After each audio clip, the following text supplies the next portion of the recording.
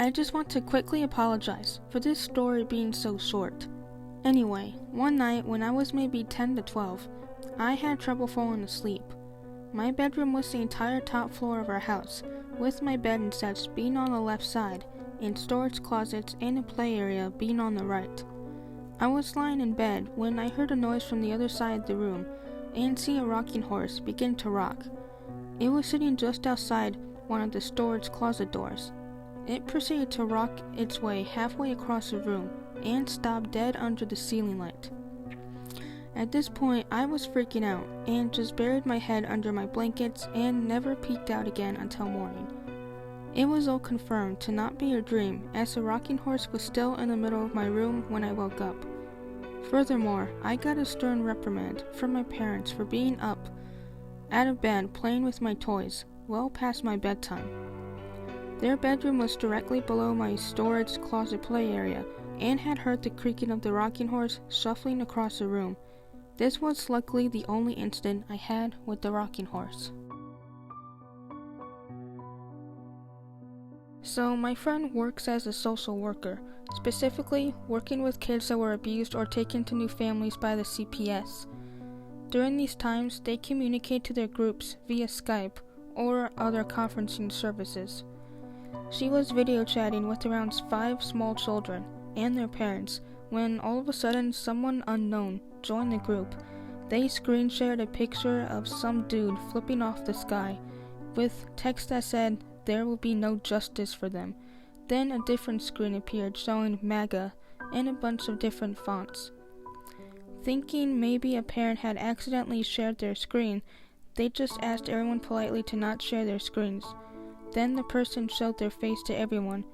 It was just a girl, probably in her late 20s, with no expression on her face, staring at the camera. And all of a sudden, the screen being shared showed a person getting their head cut off.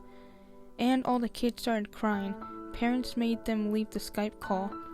And then she got calls saying that one of their other therapy groups had also been hacked. That one by a man that was shown on the camera, and sharing a screen to children also showing gory videos. Last but not least, someone at the same time hacked a Down syndrome support call that her company was conducting. Someone said that the tabs that were used to open on the person's computer was a Trump website tab, and also a website called DuckDuckGo, which I guess is some sort of incognito browser. To whatever edgelord did this, good one. You've accomplished traumatizing a few children, and nothing more.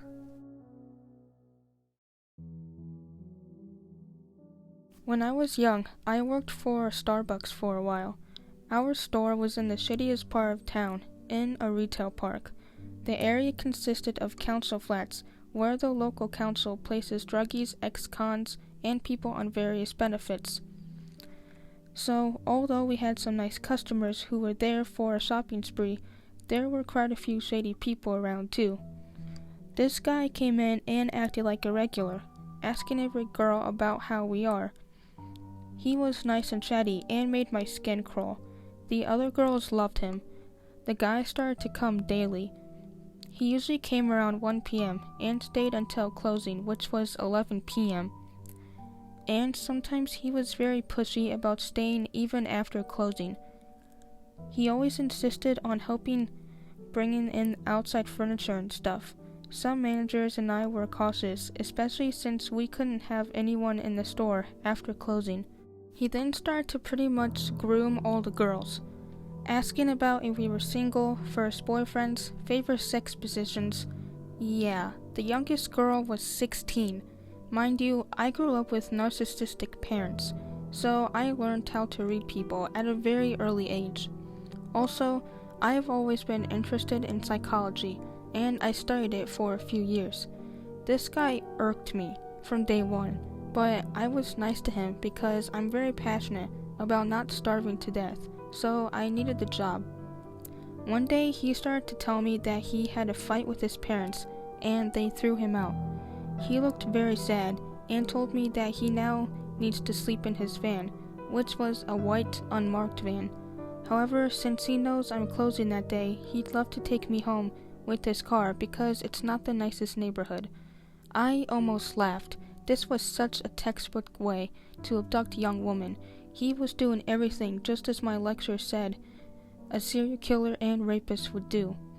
Sadly for him, I am not a normal girl. Thanks to my rather cruel upbringing, I scored extremely high on the psychopathy test.